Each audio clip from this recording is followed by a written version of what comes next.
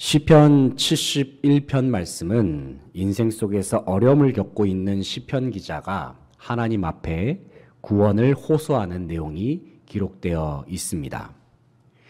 일반적으로 시편에서는 하나님 앞에서 고통 중에 부르짖는 내용이 담긴 시를 가리켜서 탄식시라고 부릅니다.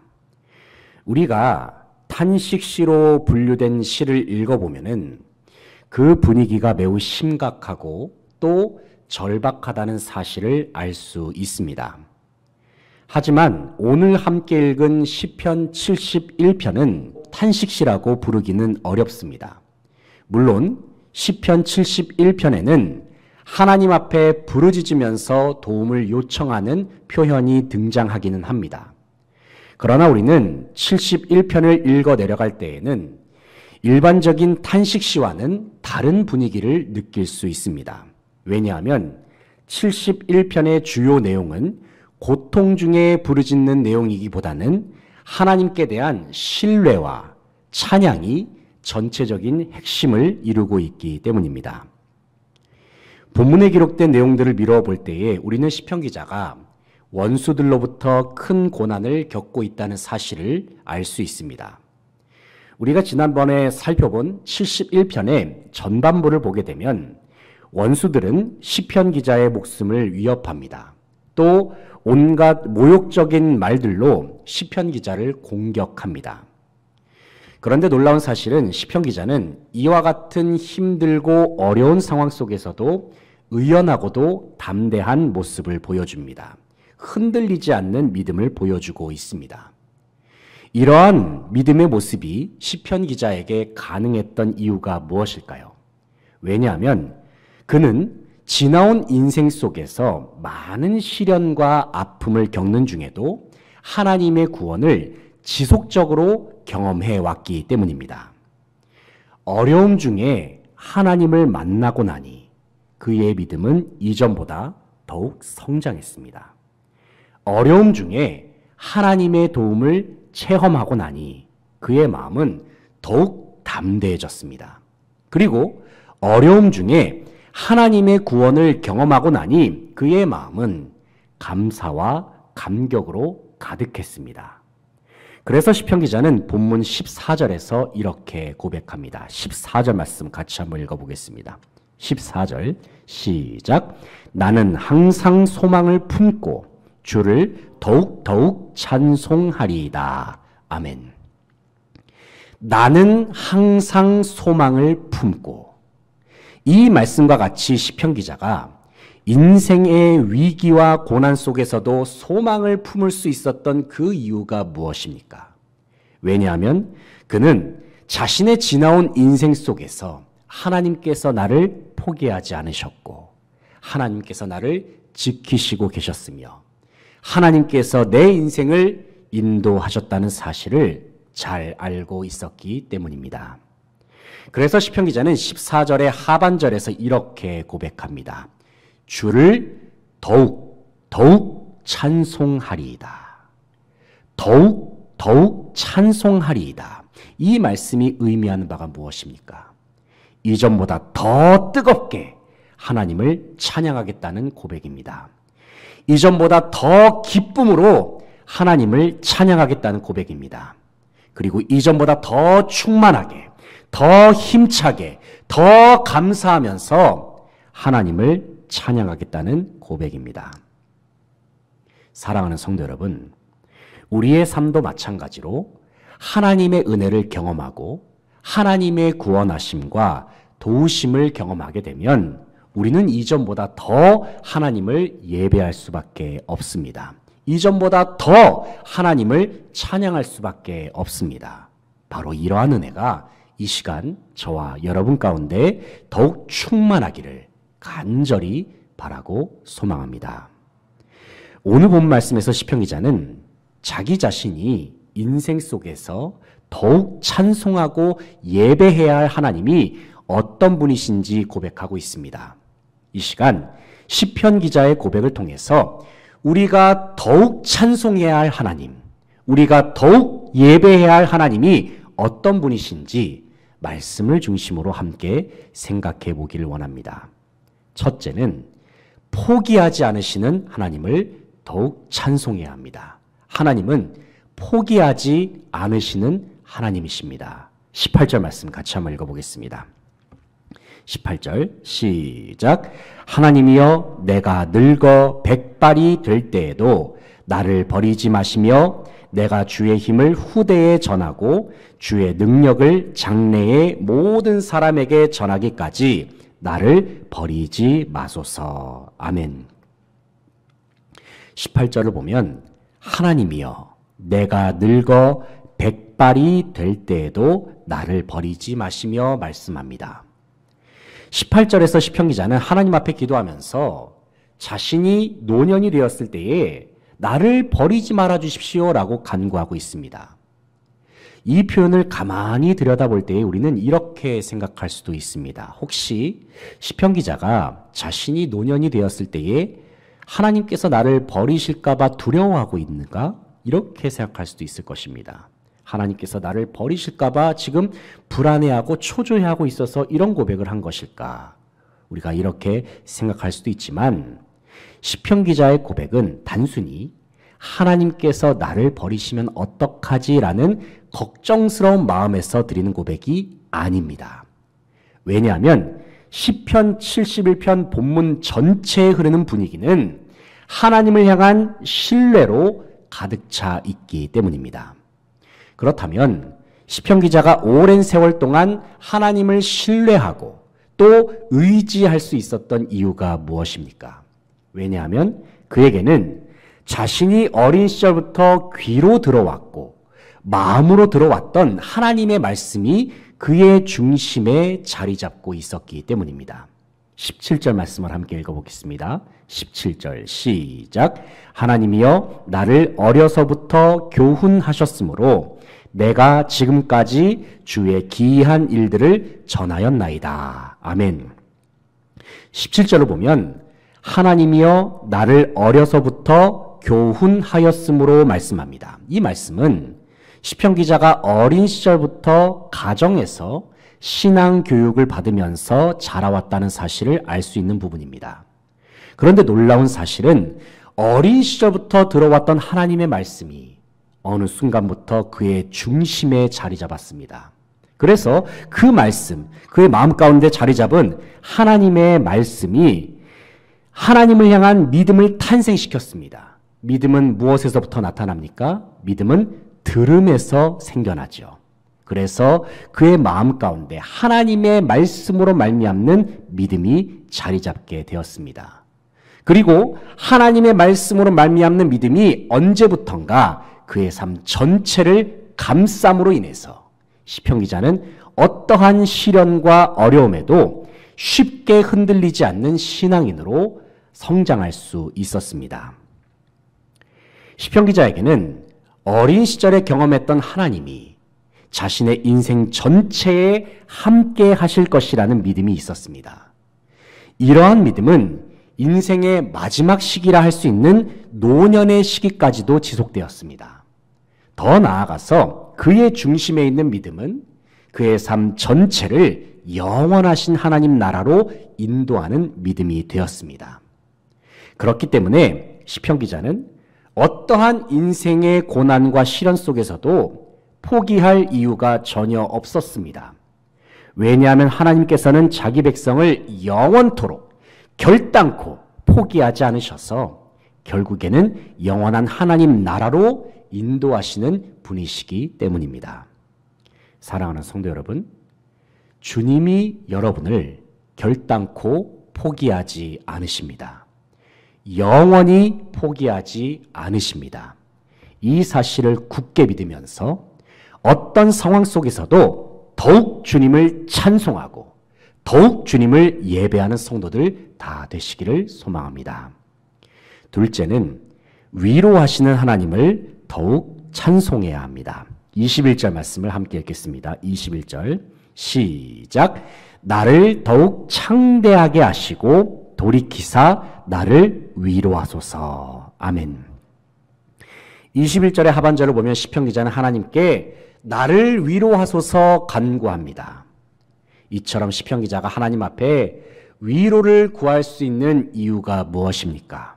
왜냐하면 그는 하나님께서 자기 백성을 불쌍히 여기시고 또 위로하는 분이라는 사실을 확실하게 알고 있었기 때문입니다.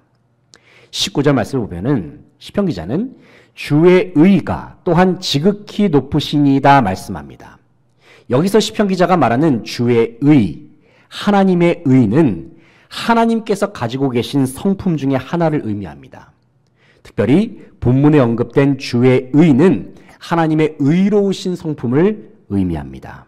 그렇다면 무엇이 하나님의 의라고 정의할 수 있을까요? 그것을 한 문장으로 풀어서 설명한다면 자기 백성을 긍휼히 여기시고 악인들을 심판하시는 성품, 바로 그것이 하나님의 의라고 표현할 수 있습니다. 인생을 살다 보면 하나님을 잘 믿는 의인들이 때로는 세상 속에서 고난을 당하기도 하고 하나님을 알지 못하는 악인들로부터 핍박을 당하는 모습을 볼 때가 있습니다. 이러한 모습을 볼 때면 우리는 가끔 이런 생각을 품기도 합니다. 주님을 사랑하는 자들이 이렇게 고통을 당하고 있는데 대체 하나님은 어디에 계시는가? 주님께서 사랑하시는 자들이 이렇게 고통을 당하도록 하나님께서는 왜 침묵하고 계시는가? 하지만 여러분, 성경은 분명히 말씀합니다. 우리 하나님은 의로우신 하나님이다. 의로우신 하나님께서는 자기 백성을 결코 포기하지 않으십니다. 비록 그들이 악인들의 핍박과 어려움으로 고난을 당한다 하더라도 하나님께서는 자기 백성과 함께하여 주십니다. 그리고 주님의 백성이 다시 한번 이 세상 속에서 우뚝 설 수 있도록 한없는 긍휼과 은혜로 구원하여 주십니다. 20절 말씀을 보면은 시편 기자가 이러한 고백을 하고 있습니다. 20절을 같이 한번 읽어볼까요? 20절 말씀 시작. 우리에게 여러 가지 심한 고난을 보이신 주께서 우리를 다시 살리시며 땅 깊은 곳에서 다시 이끌어 올리시리이다. 아멘. 인생 속에 감당할 수 없는 고난과 어려움이 닥친다 하더라도 하나님은 반드시 자기 백성을 다시 살리시고 높은 곳에 세우신다 약속하여 주십니다. 물론 갑작스런 인생의 어려움을 만나게 되면 사람은 누구나 큰 두려움과 공황 상태에 빠질 수도 있습니다. 하지만 그럴수록 우리는 더욱 정신을 바짝 차리고 하나님이 어떤 분이신가를 생각해야 합니다. 사랑하는 성도 여러분, 여러분이 의지하는 하나님은 어떤 분이십니까? 하나님은 의로우신 분이십니다. 의로우신 하나님은 자기 백성을 구원하시는 분이시고 악인들을 반드시 심판하시는 분이십니다. 그리고 의로우신 하나님은 고난 중에 있는 자기 백성이 다시 일어설 수 있도록 위로하여 주시는 분, 격려하여 주시는 분, 새 힘을 허락하시는 분이십니다. 우리를 구원하시는 하나님, 우리에게 힘 주시는 하나님, 그리고 우리를 위로하시는 하나님을 기억하면서 모든 삶 속에서 하나님을 더욱 찬양하고 하나님을 더욱 예배하는 모든 성도들 다 되시기를 소망합니다. 셋째는 신실하신 하나님을 더욱 찬송해야 합니다. 하나님은 신실하신 분이십니다. 22절 말씀 같이 한번 읽어보겠습니다. 22절 시작. 나의 하나님이여 내가 또 비파로 주를 찬양하며 주의 성실을 찬양하리이다. 이스라엘의 거룩하신 주여 내가 수금으로 주를 찬양하리이다. 아멘. 22절을 보면 나의 하나님이여 내가 또 비파로 주를 찬양하며 주의 성실을 찬양하리이다 말씀하고 있습니다. 주의 성실. 여기서 시편 기자는 주의 성실, 다시 말해서 한결같으신 주님의 성품을 찬송할 것을 선포합니다. 앞서 시편 기자는 하나님의 변하지 않는 성품 중에 하나인 의로운 성품에 대해서 고백했습니다. 그리고 시편 기자는 방금 읽은 본문에서 변치 않으시는 하나님의 성품, 하나님의 성실하심, 하나님의 신실하심을 다양한 악기를 동원하여 찬양할 것을 선포하고 있습니다. 사랑하는 성도 여러분, 우리는 어떤 순간에서도 하나님이 어떤 분이신지를 늘 기억하면서 우리의 입술로 선포할 수 있어야 합니다. 왜냐하면 우리의 삶의 문제가 해결되고 구원을 경험하는 열쇠는 결국에는 하나님의 성품 안에 담겨 있기 때문입니다. 특별히 우리가 하나님의 신실하신 성품을 기억하고 묵상하는 것은 저와 여러분에게 매우 중요한 일입니다. 왜냐하면 우리가 하나님의 성품, 특별히 하나님의 신실하심을 믿을 때에 하나님의 변하지 않는 성품인 하나님의 신실하심, 하나님의 성실하심을 우리가 신뢰할 때에 하나님의 말씀이 우리의 삶 가운데 확실하게 이루어진다는 사실도 믿을 수 있기 때문입니다. 만약에 하나님께서 신실하지 않으시고 상황에 따라 이리 변하고 저리 변하는 분이라고 한다면 어떻게 되겠습니까? 그러면 우리는 더 이상 하나님의 말씀도 신뢰할 필요가 없고 하나님의 계획도 제대로 믿지 못할 것입니다. 하지만 하나님이 변치 않는 분이시고 하나님이 신실하신 분이시기 때문에 우리는 하나님께서 말씀하신 모든 것을 다 신뢰할 수 있습니다. 성경을 보면 하나님께서 우리에게 뭐라고 말씀하십니까? 우리를 사랑하신다 말씀하십니다. 예수를 믿는 자들에게 영생을 선물로 주시겠다 약속하셨습니다. 그리고 저와 여러분이 온 천하와도 비교할 수 없을 만큼 존귀한 존재라고 말씀하고 계십니다. 신실하신 하나님께서 저와 여러분에게 그렇게 말씀하셨으니 우리는 이 사실을 온전히 받아들이고 믿기만 하면 됩니다. 특별히 본문 24절을 보면 신실하신 하나님께서는 자기 백성의 삶을 지켜주시고 악인들의 삶을 반드시 망하게 하신다는 사실을 말씀하고 계십니다. 24절을 보시면 24절에서 시편 기자가 이렇게 말씀합니다. 24절도 한번 같이 한번 읽어볼까요? 24절 시작. 나의 혀도 종일토록 주의 의를 작은 소리로 읊조리오리니 나를 모해하려 하던 자들이 수치와 무한을 당함이니이다. 아멘. 24절의 하반절을 보시면 시편 기자가 이렇게 말씀하고 있어요. 나를 모해하려 하던 자들이 수치와 무한을 당할 것이다. 다시 말해서 하나님께서는 신실하신 하나님을 찬양하는 백성들의 대적들을 주님의 손으로 친히 물리쳐 주신다고 말씀하십니다. 그런데 우리가 24절의 말씀을 자세히 들여다보면 하나님께서 대적들을 물리쳐 주시는 순간이 있습니다. 그때가 언제냐면 바로 우리의 입술로 하나님의 성품을 계속해서 선포할 때입니다. 우리의 입술로 하나님이 어떤 분이신지 하나님의 말씀이 무엇인지 계속해서 읊조릴 때에 24절의 하반절을 보시면 나의 혀도 종일토록 주의 의를 작은 소리로 읊조리오리니 말씀하고 있어요. 우리의 입술로 하나님의 성품을 계속해서 찬양하고 선포할 때에 하나님께서 대적들을 물리치시는 역사를 허락하신다는 사실입니다. 여기서 나의 혀가 종일토록 주님의 의를 읊조린다는 표현은 주님의 말씀을 계속해서 되뇌이고 반복하는 행위를 의미합니다. 그런데 하나님께서는 자기 백성이 하나님께서 주신 말씀을 그들의 마음에 두고 그들의 입술에서 되뇌이고 선포할 때에 놀라운 구원의 역사를 행하신다고 약속하여 주십니다. 그러므로 우리는 매 순간 하나님의 말씀을 되뇌이는 것을 습관화해야 합니다. 일상 속에서 하나님의 말씀을 읽고 암송하는 것을 지속적으로 해야 합니다.